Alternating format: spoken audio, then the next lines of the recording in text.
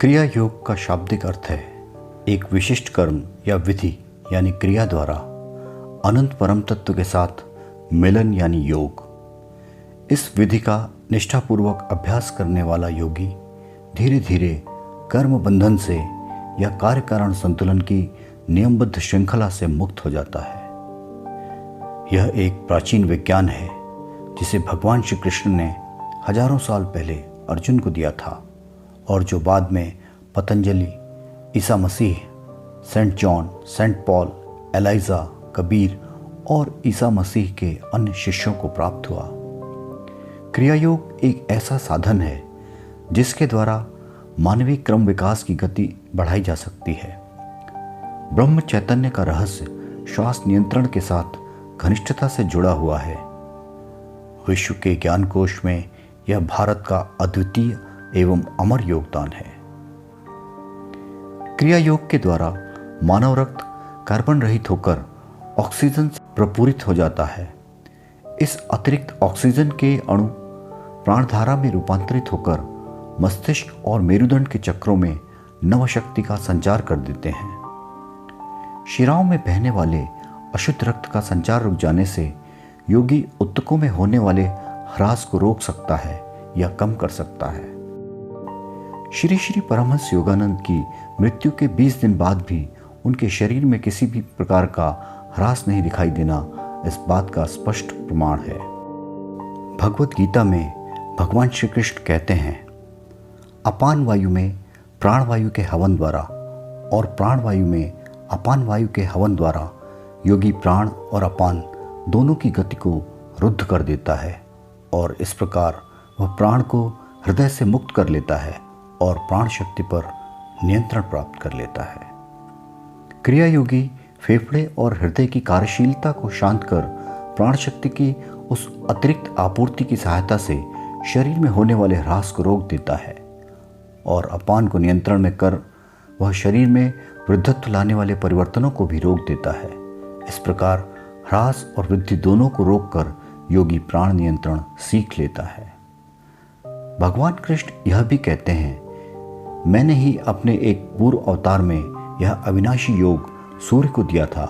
सूर्य ने इसे अपने पुत्र मनु को और मनु ने सूर्यवंश के संस्थापक इक्ष्वाकु को दिया था। किंतु उसके बाद धीरे धीरे यह पवित्र विद्या लुप्त प्राय हो गई। 19वीं शताब्दी में इस लुप्त हो चुकी विद्या का महत्व महाअवतार बाबा जी ने पुनः प्रकट कर क्रिया योग के नाम से अपने शिष्य लाहिड़ी महाशय को दिया। योग के श्रेष्ठतम शास्त्रकार प्राचीन ऋषि पतंजलि कहते हैं, उस प्राणायाम द्वारा मुक्ति प्राप्त की जा सकती है जो श्वास और प्रश्वास के गति विच्छेद से निष्पन्न होता है।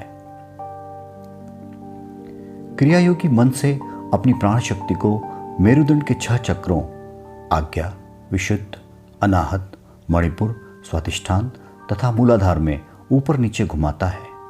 ये 6 चक्र ध्रुवता की गणना से राशि चक्र की 12 राशियों के समान हैं।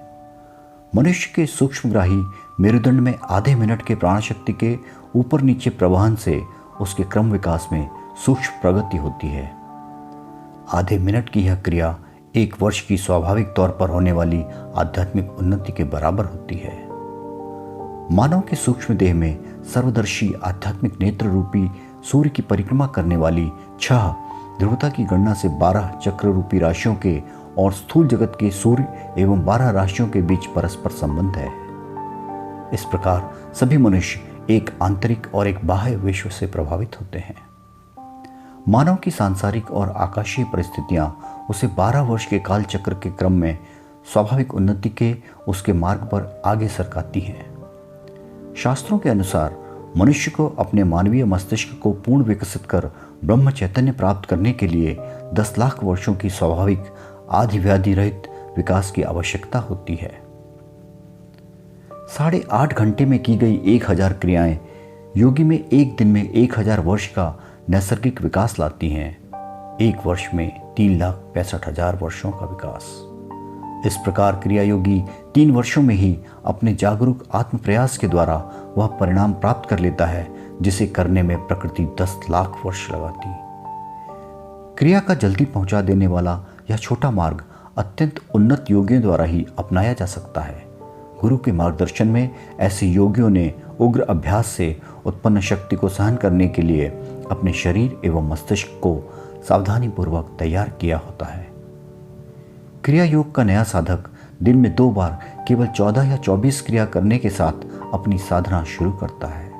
अनेक योगी 6 या 12 या 24 या 48 वर्षों में मुक्ति के अपने लक्ष्य को पा लेते हैं। जो योगी केवल ज्ञान की प्राप्ति से पहले ही दिवंगत हो जाता है, उसके साथ क्रिया प्रयास के अच्छे कर्म संलग्न रहते हैं। अपने नए जन्म में वह अपने चरम लक्ष्य की ओर स्वाभाविक रूप से प्रेरित होता है। सामान्य मनुष्य का शरीर 50 वाट के विद्युत बल्ब के समान होता है, जो क्रिया के अत्यधिक अभ्यास से उत्पन्न करोड़ों वाट की विद्युत शक्ति को सहन नहीं कर सकता। क्रिया की पद्धतियां ऐसी हैं कि ये अभ्यास करने में आसान है और निश्चित रूप से फल देने वाली हैं और इनसे किसी प्रकार की हानि की कोई गुंजाइश नहीं है। निद्रा से जो नव स्फूर्ति प्राप्त होती है, उसका कारण है निद्रा के दौरान मनुष्य का शरीर एवं श्वास के प्रति अचेत होना। निद्राधीन मनुष्य योगी बन जाता है। हर रात वह अचेतन रूप से देहात्म बोध से मुक्त होने एवं प्राण शक्ति को मस्तिष्क के मुख्य भाग तथा मेरुदंड के 6 चक्रों के शक्ति केंद्रों में बहती स्वास्थ्यकारी धाराओं में विलीन करने की यौगिक क्रिया को संपन्न करता है। योगाभ्यास करने वाला योगी एक सरल प्राकृतिक प्रक्रिया को सोने वाले व्यक्ति की तरह अचेत रूप से और मंद गति से नहीं बल्कि सचेत रूप से करता है। क्रिया योगी अपनी प्रवृत्ति को अपने शरीर की समस्त कोशिकाओं को अक्षय प्रकाश से सराबोर करने के लिए और इस प्रकार उन्हें आध्यात्मिक चुंबकत्व की अवस्था में बनाए रखने के लिए प्रयुक्त करता है। वह वैज्ञानिक रूप से श्वास को अनावश्यक बना देता है और अपने अभ्यास के दौरान कभी निद्रा, अचेतनता अथवा मृत्यु की अधोमुखी अवस्थाओं में नहीं जाता। जो लोग केवल प्रकृति और उसकी दैवी योजना के अनुसार अपना जीवन व्यतीत करते हैं, वे उचित आहार, सूर्य प्रकाश तथा सामंजस्यपूर्ण विचारों के द्वारा 10 लाख वर्षों में आत्मज्ञान प्राप्त कर लेंगे।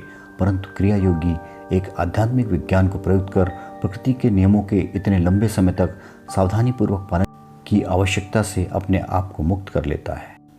आधुनिक विज्ञान को अब श्वास रहित अवस्था के शरीर एवं मन पर पड़ने वाले रोगहर एवं नवशक्तिदायक प्रभावों का पता चलने लगा है। न्यूयॉर्क के college of physicians and surgeons doctor Olwen L बराज ने केवल फेफड़ों को ही विश्रांति देने की एक चिकित्सा पद्धति का आविष्कार किया, जिससे अनेक क्षय रोग के रोगी ठीक हुए। इसमें रोगी को एक ऐसे कमरे में ले जाया जाता है जिसमें हवा के दाब को नियंत्रित कर इतना रखा जाता है कि रोगी को श्वास लेने की आवश्यकता नहीं रहती। फरवरी 1947 के द न्यूयॉर्क टाइम्स ने डॉक्टर बराज के कथन को इस प्रकार उद्धृत किया था। श्वास के रुकने का केंद्रीय तंत्र प्रणाली पर पड़ने वाला प्रभाव काफ़ी दिलचस्प है। हाथ पैरों की स्वतः प्रवृत्त मांसपेशियों में क्रियाकलापों की प्रवृत्ति अत्यंत कम हो जाती है। इस कमरे में रोगी बिना हाथ पांव हिलाए या करवट बदले घंटों पड़ा रह सकता है। जब स्वतः प्रेरित श्वसन थम जाता है तो धूम्रपान की इच्छा नहीं रहती। यहाँ तक कि उन लोगों में भी यह इच्छा नहीं जागती जो रोज़ 2-2 पैकेट सिगरेट पीते हैं। अनेक लोगों में यह विश्रांति इस प्रकार की होती है कि उन्हें किसी मनोरंजन की आवश्यकता नहीं रहती।